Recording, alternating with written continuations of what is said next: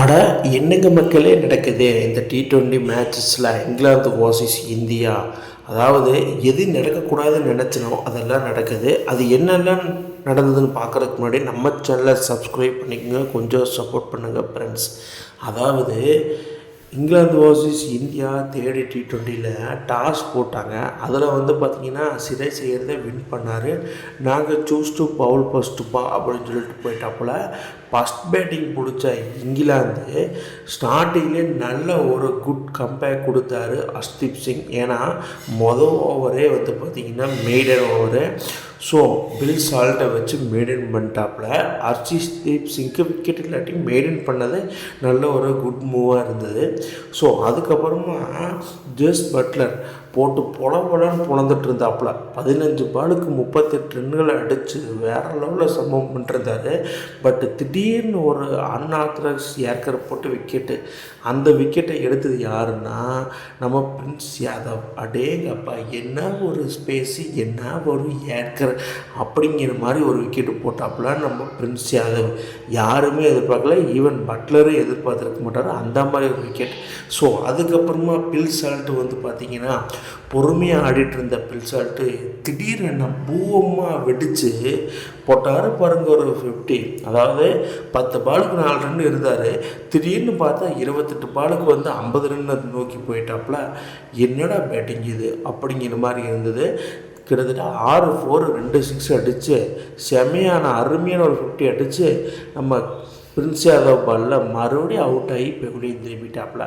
So அதனால் Prince Yadav நல்ல ஒரு பேஸ் போடுறதுனால அவருக்கு இந்த மேட்ச்சில் 2 விக்கெட்டு அடேங்கப்பா அப்படின்னு இருந்தது. ஸோ ஹர்ஷித் ராணா என்னன்னா பவர் பிளேயில் Harshit Rana inswing out swing போடுவார். பட் விக்கெட்டு விழுகலையே அப்படின்னு எதிர்பார்த்துட்டு இருந்த நிலையில் திடீர்னு மிடில் ஓவர்ஸில் உள்ளே கொண்டு 2 wicket double wicket Hindi over. அதாவது 12வது ஓவர் வீசும்போது ஒரே ஓவரில் 2 விக்கெட்டு போட்டார் பாருங்க ஹர்ஷித் ராணா. அடேங்கப்பா அப்படின்னு இருந்துச்சு. ஸோ ஃபைனலி அக்ஷர் பட்டேலுக்கு விக்கெட்டு வரல அப்படின்னு இருந்தப்போ திடீர்னு ஒரு விக்கெட்டை போட்டாப்புல. ஸோ அதுதான் குரூசியல் விக்கெட்ஸ் இருந்தது. இந்த மாதிரிலாம் விக்கெட் போட்டதுனால அப்போவுமே பார்த்திங்கன்னா இங்கிலாந்து 20 ஓவருக்கு 201 ரன்னு 7 விக்கெட் இழந்திருந்தாங்க. ஸோ 202 ரன்னு டார்கெட்டாக இருந்தது. இதில் பார்த்தீங்கன்னா ஃபஸ்ட் இன்னிங்ஸை பொறுத்தளவு பிரின்ஸ் யாதவ் 2 விக்கெட் போட்டிருக்காரு, ஹர்ஷித் ராணா 2 விக்கெட் போட்டிருக்காரு.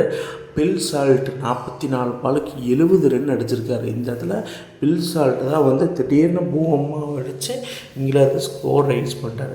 So finally India 202 runs to win. So second இன்னிங்ஸை ஸ்டார்ட் பண்ண இந்தியா என்னங்க அந்த ஸ்கோரு. அதாவது டாப் ஆர்டர் பார்த்திங்கன்னா 6 பேர் ரொம்ப ஒர்ஸ்ட்டு.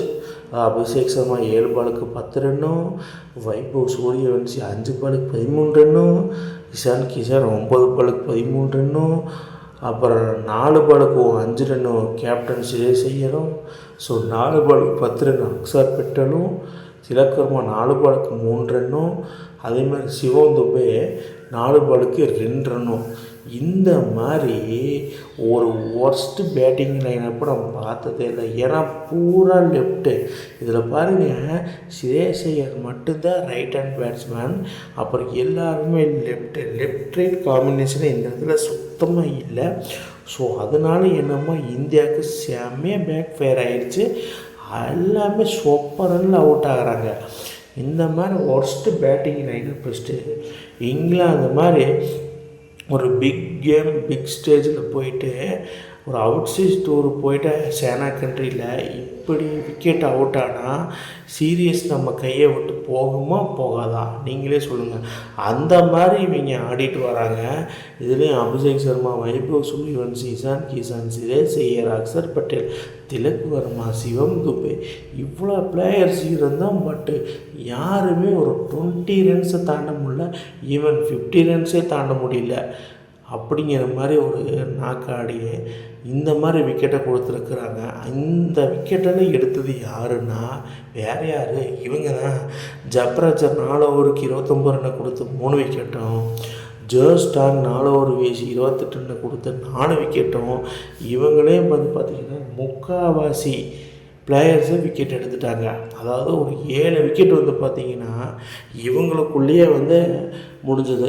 ஸோ அதுக்கப்புறமா சாம் கரனு பேட்டிங்லேயும் செம்மையாக பண்ணார், பவுலிங்லேயும் ஒரு 2 விக்கெட்டை போட்டு கேட்சை அருமையாக பிடிச்சி ஸோ இங்கிலாந்து டீம்மு எந்த அளவுக்கு ஒரு இம்மலாய வெற்றியை இன்றைக்கி வெற்றி பெறணும் அப்படின்னு சொல்லி வெற்றி பெற்றாங்க. அது எப்படின்னா India 11.4 ஓவர்ஸில் 76க்கு all out.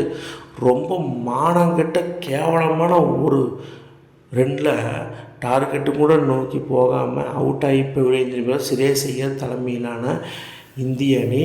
So finally வந்து பார்த்திங்கன்னா இங்கிலாந்து அணி வின் பை 125 ரன்ஸ் இமாலய வெற்றி பெற்றிருக்காங்க. ஸோ இந்த மாதிரி இந்திய மானங்கட்ட தோல்வி அடைவாங்கன்னு யாரெல்லாம் எதிர்பார்த்தீங்கன்னு கீழே கமெண்ட் பாக்ஸில் கமெண்ட் பண்ணுங்கள் மக்களே. இந்த மாதிரி இன்ட்ரெஸ்டிங் கிரிக்கெட் வீடியோவை தெரிஞ்சுக்க நம்ம சேனலை சப்ஸ்கிரைப் பண்ணுங்கள், லைக் அண்ட் கமெண்ட் பண்ணுங்கள். மேலும் மேலும் உங்களுக்கு வீடியோ வந்துகிட்டே இருக்கும்.